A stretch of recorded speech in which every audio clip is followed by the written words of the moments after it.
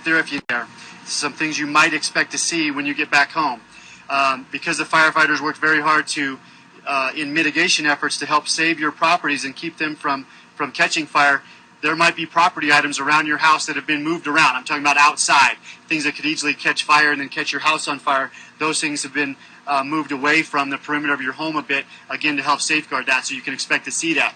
We mentioned yesterday that there's been quite a few bears that have come into the area to take advantage of trash and things like that, a food source coming out, so expect to see some of that. We do have volunteers working hard to help remove some of that trash and working in conjunction with Division of Wildlife to help with that bear issue as well. Further, the health department recommends for those residents to run the water a little bit in their home to help those pipes clear out, if you will, any sediment that might be settled there since it hasn't been used for some time. We do have representation here at the press conference if there are specific questions about that. Furthermore, when residents come to that checkpoint, they will be handed some literature, some documentation, some information that's very important for them to read concerning utilities at their house regarding gas service. We do have a gentleman here from Black Hills Energy that will speak to that this morning, but they will have the literature handed to them as well.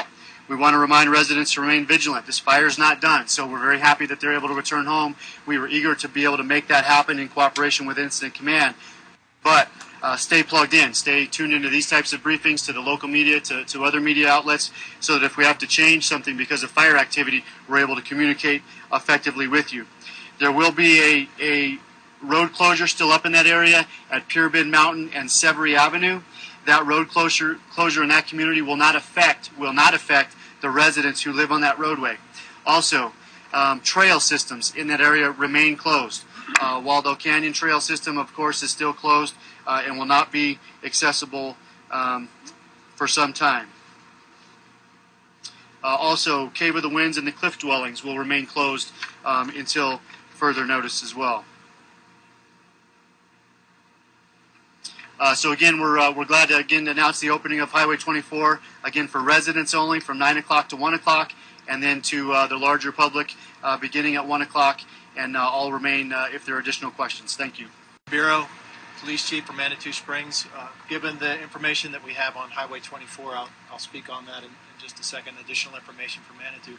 But first I want to say Manitou Springs is deeply saddened by the devastation and the losses that have occurred around us.